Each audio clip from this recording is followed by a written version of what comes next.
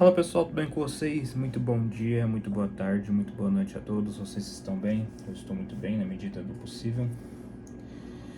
Bom, gente, não tem corrida nesse final de semana, né? De todo jeito não teria. Não, pera, teria. Teria o Grande Prêmio da Arábia Saudita e depois o Grande Prêmio do Bahrein, né? Mas por razões dessa guerra que está acontecendo por lá, naquela região, eles cancelaram os dois grandes prêmios e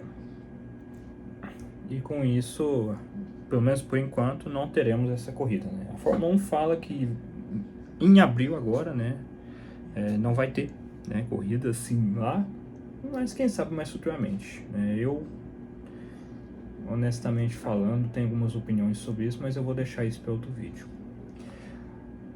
O que eu quero fazer nesse vídeo de hoje é falar, resumidamente, claro, o que eu pensei, que eu concluí dessas 3 primeiras corridas de 2026. Não é muito relacionado aos pilotos, né, e sim sobre os qualis e corridas, né? O que é que eu gostei e o que é que eu não gostei, né? Tem mais coisas que eu não gostei do que gostei, tá? Sendo muito sincero aqui com vocês. E assim, né, eu tenho que dizer antes de mais nada que é minha opinião, tá? Minha opinião pode ser a única, posso ser o único pensando dessa maneira, mas não importa, é minha opinião, né? E assim, né, gente, acho que é unânime dizer isso, né? Que a Fórmula 1, ela enfrenta problemas e tal, o porquê disso se reafirma em dizer que a própria Fórmula 1 encara isso como um erro, né? A Fórmula 1 recentemente divulgou de que planeja fazer mudanças, né? Não com essas palavras, mas o resumo da obra, a mensagem foi basicamente esse, né? De que eles vão rever alguns conceitos desse novo regulamento, que iniciou agora, né? E logicamente, né, gente, que estaria errado em muitos critérios, porque foi uma mudança muito drástica, né? Mudou, né, a aerodinâmica dos carros, mudou o tamanho dos carros e principalmente mudou a motorização dos carros, tá? O que eu particularmente gosto desse regulamento? Vou falar primeiro os prós, né, porque são poucos, e depois vou falar os contras. Isso incluindo, claro, tanto a qualificação quanto a corrida e quanto ao dizer das qualidades. Não vou tentar não mencionar pilotos aqui. Eu acho que os pilotos são os menos culpados nessa questão. Acho que eles são meros peões nessa situação toda, né?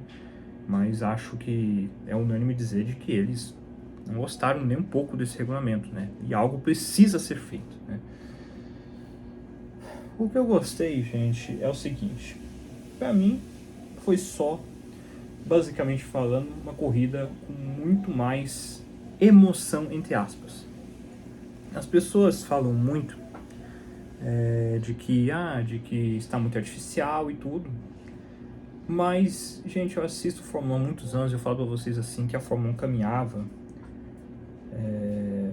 para uma Fórmula 1 e muito igual ao que foi nos anos 2000, né? A Fórmula 1 até o ano passado tinha sérios problemas quanto à qualidade das corridas. E quando eu falo qualidade, é a falta de emoção, é a falta de brilho na corrida, é a falta do diferente na corrida, né? E até o ano passado a gente não via isso. A gente endeusa hoje 2025 porque a gente está vendo um 2026 tenebroso em diversos quesitos que eu vou falar há pouco. A gente não vê, eu não vejo 2025 como um ponto de elogio, mas diante da atual situação de 2026, desse regulamento de 2026, é um elogio falar de 2025. Então, as corridas do ano passado eram muito monótonas. Você não via empolgação na corrida. Você não via, a dificuldade de ultrapassar era tão grande porque o efeito solo, graças à permissão da Fórmula 1 como um todo, não barrou os avanços tecnológicos que fizeram o efeito solo se tornar algo monótono. O efeito solo era para ser um efeito para que facilitasse as ultrapassagens. De início foi ficando pior a cada temporada que passava, e chegou ao ponto que chegou em 2025 de se tornar tão monótono que a maior parte da empolgação eram as largadas, né? E nesse regulamento não. Nesse regulamento a gente vê artificial ou não, aí a gente vê uma empolgação maior, a gente vê mais ultrapassagens. Só que, ao mesmo tempo que isso é bom, isso também está caminhando para uma coisa que se torna ruim. Até agora, está bom, porque a gente está vendo muitas ultrapassagens e tudo, mas a cada corrida que foi passando, a gente foi notando que os pilotos cada vez mais, as equipes, estão começando a cada vez mais a serem estratégicos na hora de ultrapassar. Eu vou citar um exemplo para vocês de uma ultrapassagem que surgiu do Leclerc no Russell. O Leclerc estava na posição 3, o Russell na posição 4. O Leclerc, vendo que o Russell estava bem perto dele na última curva do Grande Prêmio do Japão, ele faz a curva bem mais lento, deixa o Russell ultrapassar, e aí depois o Leclerc tem o direito de acionar o modo reta, né, esse modo ridículo que inventaram, que é o filho do DRS, né, esse modo aí. E aí, com isso, o Leclerc conseguiu reultrapassar o George Russell, porque o George Russell não tinha a energia, né, para poder se defender. Então, tipo assim, a gente vai começar a ver isso com muito mais... Começaria ou vai começar, não sei, porque isso vai depender das mudanças que estão sendo programadas a acontecer a partir do Grande Prêmio de Miami. A gente vai começar a ver isso cada vez mais nas corridas, né? Mas no momento, no exato instante, isso é uma coisa que eu gostei. Dessa bagunça, como é que fala? Porque eu prefiro 1000 vezes ver, claro que artificial ou não, as ultrapassagens do que particularmente ver o trilhinho de trenzinhos que era no ano passado. Mas assim, eu estou elogiando porque eu me recuso a acreditar de que aquele extremo que tinha até o ano passado era uma tendência que a Fórmula 1 poderia caminhar, né, de ter este trenzinho. Então, entre ver um monte de gente sem ultrapassar o outro, do que ver gente ultrapassando ao outro e tudo, acho que, na minha visão, humildemente falando, né, a gente pode dizer que é muito mais benéfico a gente ver isso de ultrapassar e reultrapassar, essa fórmula ionhô, do que a batalha de trenzinhos que a gente via até ano passado. Então, eu particularmente considero isso um prós do que um contra, né? Mas, igual eu estou falando, a cada grande prêmio isso está se perdendo. A gente viu muito menos isso no Grande Prêmio do Japão, por exemplo, do que quando a gente viu no Grande Prêmio inaugural, no Grande Prêmio da Austrália. Eu sei que tem muito... E a minha filha? Eu sei que Suzuka também não ajuda muito, né? Mas que é uma pista com essa característica... Que é uma pista que tem uma certa característica. Gente, repara na minha cachorrinha aqui, ela é meio carente. Vai ser no vídeo. Essa aqui é a minha caçulinha. Enfim, vou tentar entrar no raciocínio de novo aqui. Mas então, gente, Suzuka eu sei que é uma pista que não ajuda muito na ultrapassagem e tudo, mas eu considero honestamente que isso está diminuindo e isso pode se tornar algo monótono muito em breve. A gente pode ver muito mais os pilotos negociando ultrapassagem do que a gente viu, por exemplo, no Grande Prêmio da Austrália, que parecia todo mundo ali muito perdido, né? Então a gente meio que via isso acontecer com muito mais frequência, né? Outra coisa também, gente, que é o outro lance assim dos prós aqui, pra mim é a ordem de equipe que finalmente acabaram, né? A gente não vê mais swap positions, né? Essa lixeira que era até ano passado, né? Devido à imensa dificuldade que era ultrapassar ano passado, as equipes que tinham 2 pilotos, né? 2 subordinados ali, as equipes falam assim, ó, troque as posições, o fulano de tal está mais rápido que você, ou vamos manter as posições, traga os carros para casa, essas babaquices todas, né? A gente ouvia isso com muito mais frequência em 2025. E por que a gente não está ouvindo isso agora em 2026? Porque não deu tempo ainda. Porque tá todo mundo ainda está aprendendo sobre essa nova Fórmula 1. Então é tanta coisa que o piloto tem que fazer, é tanta coisa que os engenheiros têm que fazer, que ainda não restou tempo ainda para haver o swap positions, ou tragam as crianças para casa, né? É uma frasezinha que me irrita bastante. Então isso, para mim, são os dois prós que a gente teve nessa temporada, tá? Agora vamos para os contras, gente. Os contras é o seguinte, para mim nada supera a questão dos sábados, né? Os sábados têm sido abomináveis de assistir, gente. Eu procuro sempre não ficar falando, sempre criticando a mesma coisa, todo santo quali, mas é evidente que nesses últimos qualis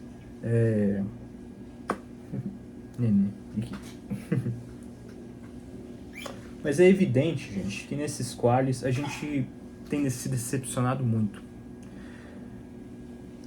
Ter velocidade, ter talento bruto hoje nessa Fórmula 1 é uma punição. Vocês já ouviram falar isso na vida de vocês? O cara que se dedicou a vida toda para ser sempre mais rápido que o adversário dele, do que o companheiro de equipe dele, ele vai chegar na Fórmula 1, a principal categoria do mundo, numa volta lançada, o cara, se ele colocar tudo que pode na volta, todo o talento dele, toda a habilidade dele, ele vai perder tempo fazendo isso. E pior ainda, o piloto vai perder velocidade numa reta. Eu, sinceramente, me dá vergonha saber que isso está na Fórmula 1. Se isso fosse uma coisa... se isso fosse em outra categoria, seria ruim. Mas você vê isso na principal categoria de automobilismo do planeta, é bizarro, dá vergonha. Você vê esses pilotos aí sendo obrigados a ter de reduzir, na Fórmula 1 é chamado de lift and coast, que é o quê? Isso acontece principalmente nas corridas, mas apareceu nos qualis, que é o quê? Que é você tirar o pé justamente para gerar energia. A energia para a próxima reta, para você recarregar, né? Então é bizarro, ninguém dominou essa área ainda, né? A gente vê uma gestão assim que abomina o limite do piloto. E pilotos que eu particularmente admiro, justamente por isso, como por exemplo Leclerc, por exemplo Verstappen, né? Esses pilotos aí que têm esse DNA de tirar o máximo que pode do seu carro, são multados diante dessa mediocridade que a Fórmula 1 impôs na principal, que expõe na principal categoria do automobilismo. É uma vergonha isso, gente. Eu fico, honestamente, assim, quando eu vejo os qualis eram uns argumentos que mais salvavam até a temporada passada. Peraí, deixa eu só... E nesse ano, os qualis são as coisas mais tristes de se ver. Porque o talento é punido. O talento ele é punido por simplesmente você ter que fazer uma gestão de energia do teu motor. Você é punido se você tenta utilizar o máximo que pode do carro. A Fórmula 1 se baseia em quem é que tem a maior inteligência para gerenciar durante uma volta inteira. Isso não está na essência da Fórmula 1. Isso nem deveria sequer ser mexido. Mas a Fórmula 1 mexeu nesse ninho. Honestamente, gente, eu, de verdade mesmo, assim, eu tenho muita vergonha desse super clipping, né? Que é o quê? Que o carro ele perde velocidade. Há equipes aí que perde 40, 50 km por hora na reta. Cada equipe, cada motorização aí anda perdendo uma potência a mais ou tudo, né? Por exemplo, assim, a Mercedes, por exemplo, é a equipe que menos perde, por isso que ela acaba sendo a mais dominante na temporada, porque ela tem a melhor gestão de potência.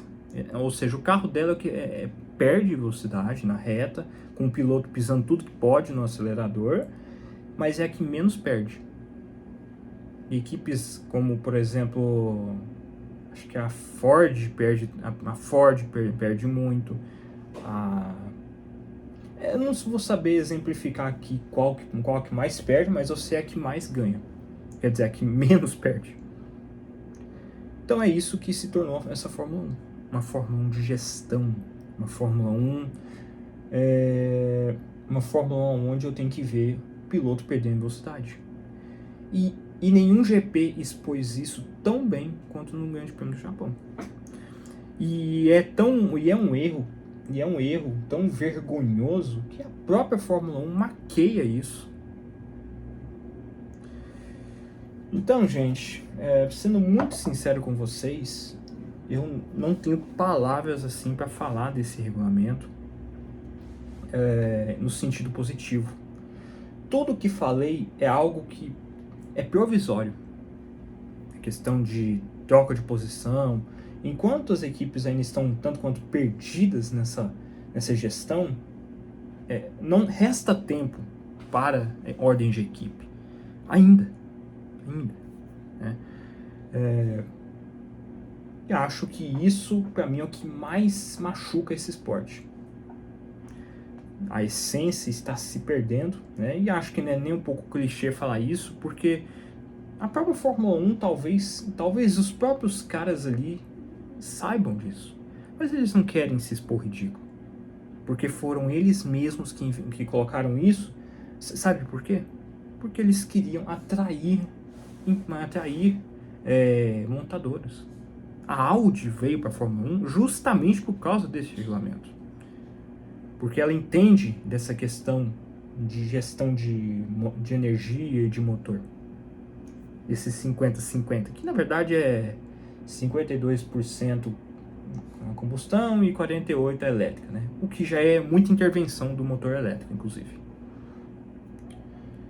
Então, gente, quando você faz isso para atrair mais pessoas, para atrair mais marcas, você já sabe muito bem que vai ser fadado ao erro.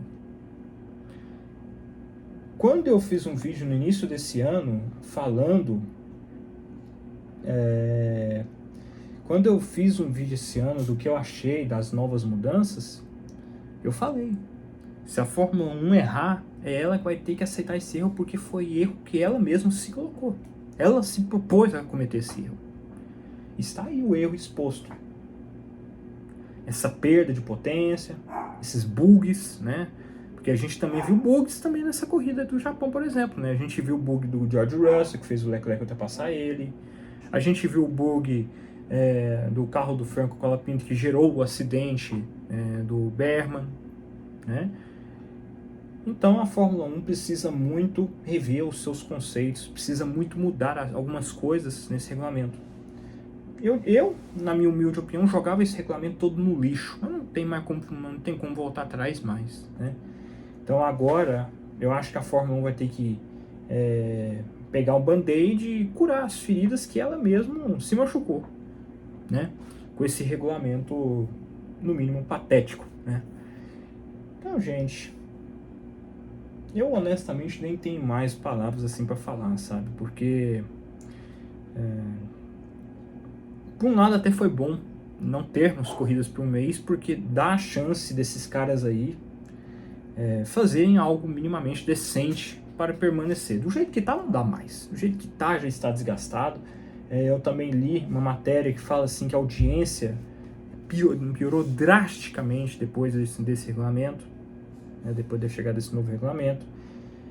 Então, eu honestamente falo, gente, assim, que é muito vergonhoso o cenário que a Fórmula 1 se colocou. Porque, mais uma vez, eu torno a dizer, só para tornar a vergonha ainda maior.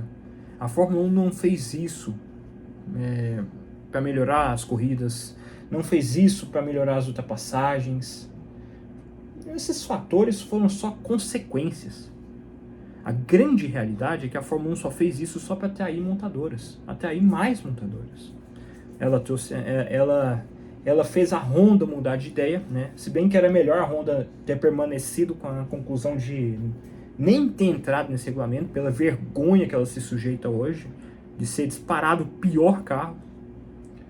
Mas ela trouxe a Audi, né? E a gente tem que aplaudir isso, porque isso realmente dá mais ibope, dá mais popularidade à Fórmula 1. Só que olha o custo disso tudo. Danificou a essência da Fórmula 1, danificou a qualidade das voltas de classificação, que era ainda até ano passado um charme à parte ainda da Fórmula 1. Né? E quantas corridas, gente, que eu até elogiei, né, assim, na questão de ultrapassagem, eu falo até para vocês aqui, isso é provisório, isso seria provisório. Se permanecesse do jeito que está, logo a gente iria ver cada vez mais uma corrida cada vez mais manipulada. Essa fórmula nhonhô, ela é muito mais pela confusão que as equipes estão tendo entre elas, entre os pilotos e tudo, mas quando eles finalmente entenderem como as coisas funcionam, até essa fórmula nhonhô vai acabar. E não vai restar mais nada de positivo nesse regulamento.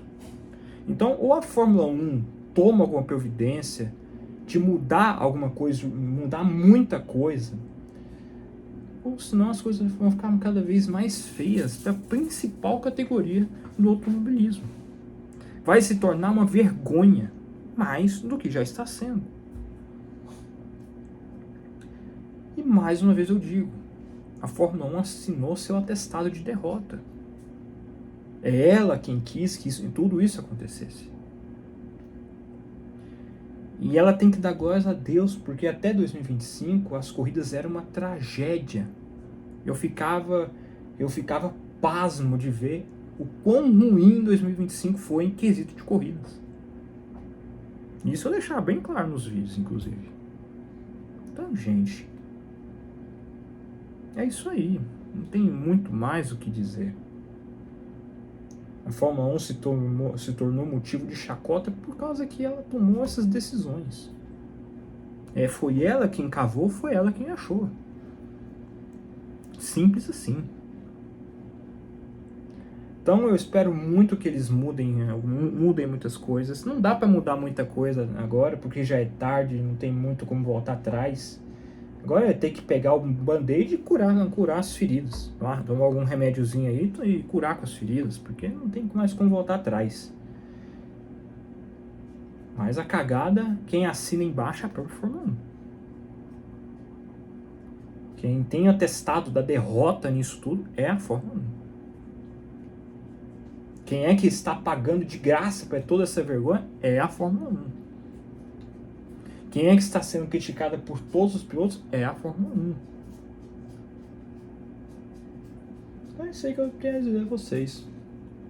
Não tenho necessidade de ficar puto, de raiva e tudo, porque acho que a Fórmula 1 já se deu esse trabalho de fazer isso com todo mundo. Já é desgastante já entrar nesse tema de ficar irritado com essa Fórmula 1 nojenta que a gente tem que ver. Então é isso que eu particularmente penso.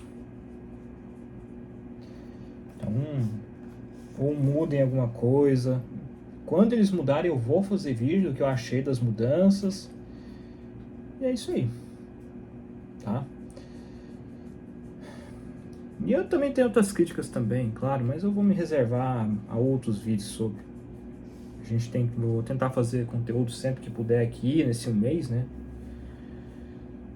Então é isso aí, senhores. É isso que eu tenho a dizer a vocês sobre esse atual regulamento. Ou pelo menos tentar dizer um pouco do que eu penso sobre essas 3 corridas aí e tudo, sabe? Posso estar errado, claro, mas enfim, é a minha opinião, tá? Um artista abraço a todos vocês e falou, e é nóis.